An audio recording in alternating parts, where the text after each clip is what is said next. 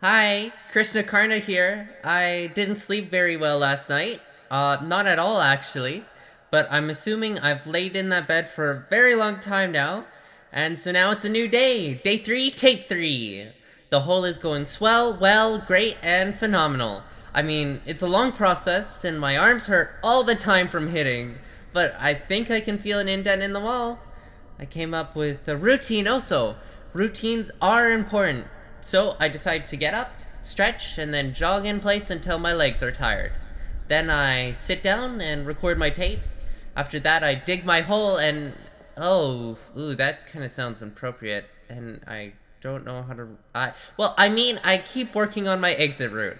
I realize that it's probably going to be easier to dig for longer if I do a little with each arm, so I'm doing that. Then I meditate. If I'm not tired enough to go to sleep yet, I can record a little bit more on my tape, or maybe make up some stories with myself. Something fun, keep the mind working. I've already done my stretches and jogging, and I have to say it makes me feel a ton better. And I'm getting used to the cold. The first night I had to curl up in a little ball and put my arms in my shirt. Good thing I buy them big. Okay, that's good. Positive affirmations. Let's see. I'm strong, I'm happy, I'm loved, and I'm gonna get out of here in no time. Woo! I mean, staying positive is great, but venting my troubles a little can't hurt, so I'm tired, and my arms hurt still from last night. I miss people, like all people. I miss the sun, that's something, and I miss light, I miss my bed, and I miss my friends, and I miss Malaysia a lot. Like a lot. You know what? Let me try calling the police again. Maybe there's some sort of problem with the cell tower when I last tried.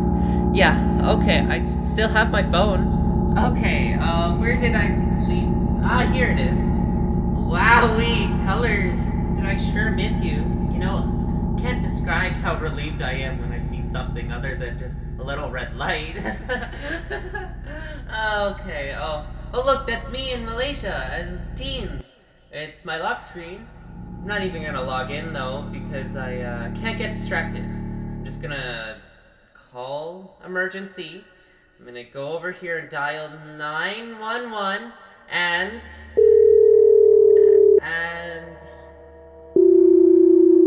nope, still not working. Well, it was worth a shot. Turning you off now. Bye, Malaysia. Okay, that was fun. What else is there to do? Oh, what about a story? I have one.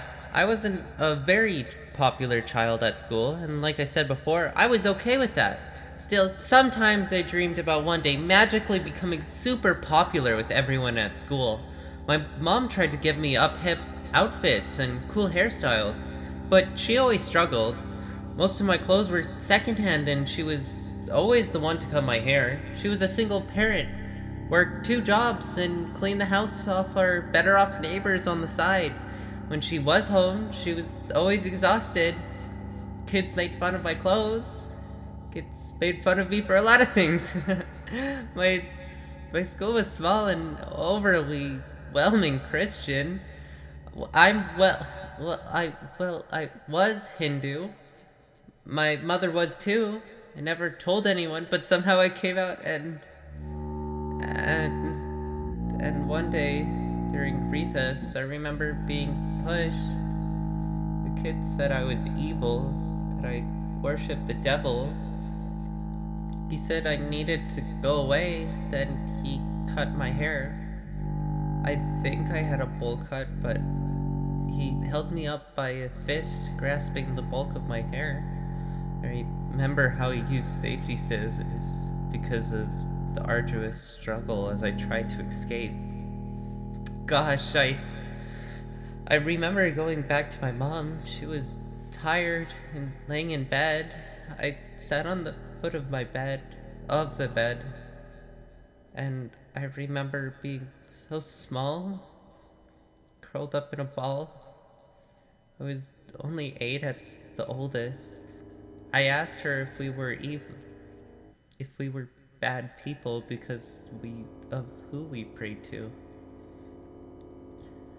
My mom sat up in bed. I remember the look in her eyes. I remember thinking she was so tired. She would always look so tired. She wasn't shocked by my hair. I don't know if she just didn't notice or was too tired to react. She patted the quilt that laid on her lap, and I scuttled up there to sit. And she said, "Babu, do you know why me and your father named you Krishna?" I shook my head, and she said, "It's because you are good. That name represents all the compassion and love you have inside of you, and all the love I have for you." She she pressed me into her chest and hugged me. Looking back, I find it amazing that she went through so much and yet was so gentle. Shucks, maybe that wasn't the best story. I should go.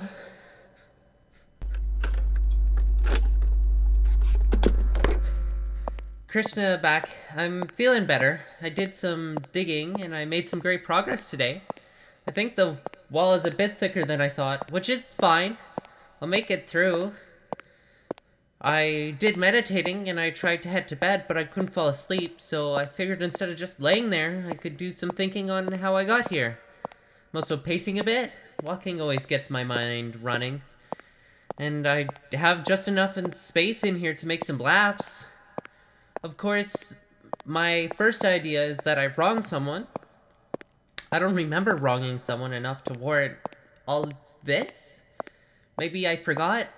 They didn't want money. I still have my wallet. And if they wanted something at my house, Malaysia still lives there. They would have to... No, that doesn't make sense.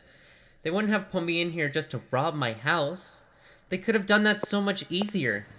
Maybe they wanted to see how far they could push me?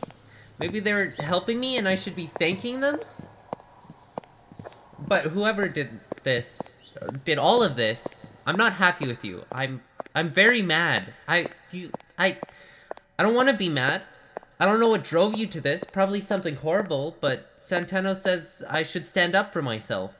And I don't think I can forgive you. I don't think I should forgive you. I want to, but this is messed up. And the people little sticks.